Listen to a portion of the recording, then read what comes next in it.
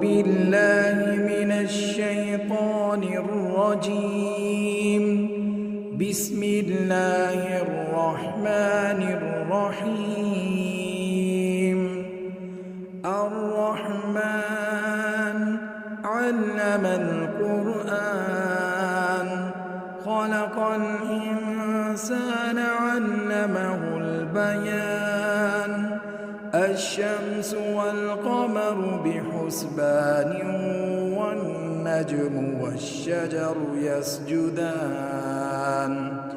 والسماء رفعها ووضع الميزان ألا تطغوا في الميزان وأقيموا الوزن بالقسط ولا تخسروا الميزان. والأرض وضعها للأنام فيها فاكهة والنخل ذات الأكمام والحب ذو العصف والريحان. فبأي آلاء ربكما تكذبان؟ خلق الإنسان من صلصال كالفخار وخلق الجان من مارج من نار. فبأي آلاء ربكما تكذبان؟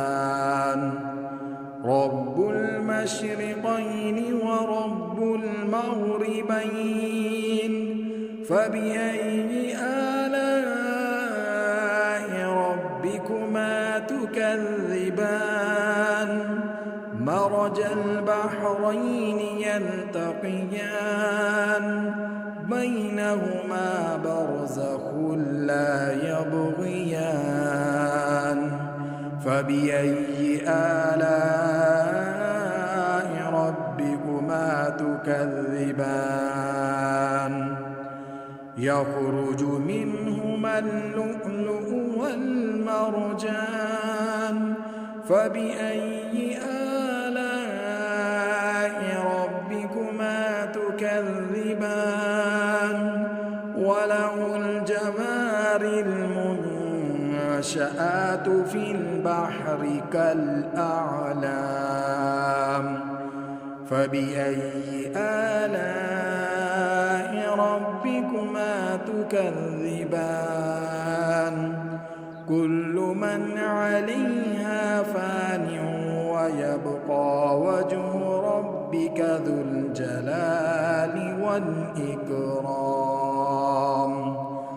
فبأي آلاء ربكما تكذبان؟ يسأله من في السماوات والأرض كل يوم هو في شأن. فبأي آلاء ربكما تكذبان؟ سنفرغ لكم أيها الثقلان. فبأي آلاء ربكما تكذبان؟ يا معشر الجن والإنس إن استطعتم أن تنفذوا أقطار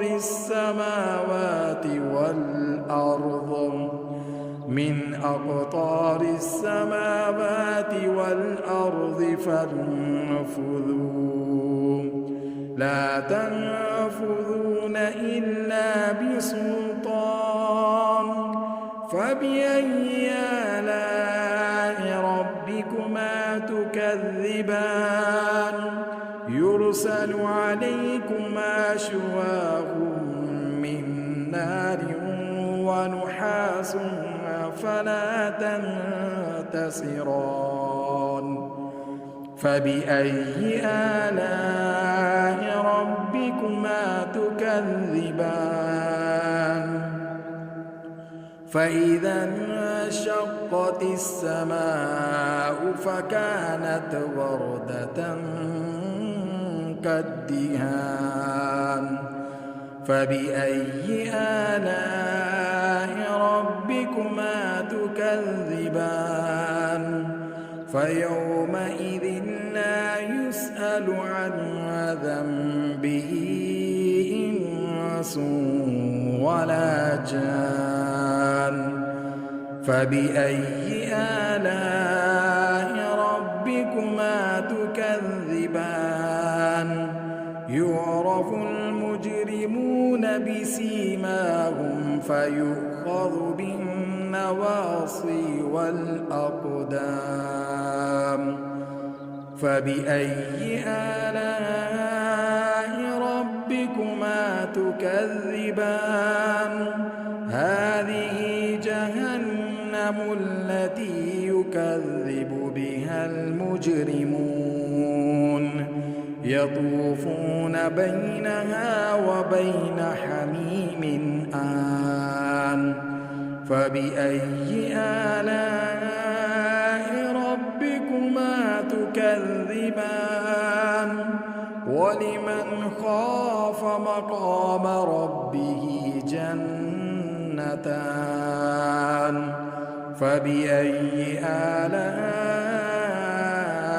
ربكما تكذبان ذواتا أفنان فبأي آلاء ربكما تكذبان فيهما عينان تجريان فبأي آلاء ربكما تكذبان فيهما من كل فاكهة زوجان فبأي آلاء ربكما تكذبان متكئين على فرش بطائنها من استبرق وجنى الجنتين دان فبأي آلاء ربكما تكذبان فيهن قاصرات الطرف لم يطمثهن إنس قبلهم ولا جان فبأي آلاء ربكما تكذبان كأنهن الياقوت والمرجان فبأي آلاء ربكما تكذبان هل جزاء الإحسان إلا الإحسان فبأي آلاء ربكما تكذبان ومن دونهما جنتان فبأي آلاء ربكما تكذبان مدهامتان فبأي آلاء ربكما تكذبان فيهما عينان نضاختان فبأي آلاء ربكما تكذبان فيهما فاكهة ونخل ورمان فبأي آلاء ربكما تكذبان فيهن خيرات حسان فبأي آلاء ربكما تكذبان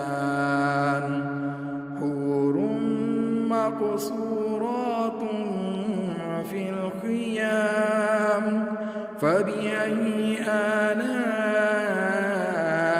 ربكما تكذبان لم يطمثهن إنس قبلهم ولا جان فبأي آلاء ربكما تكذبان متكئين على رفرف خضر وعبقري حسان فبأي آلاء ربكما تكذبان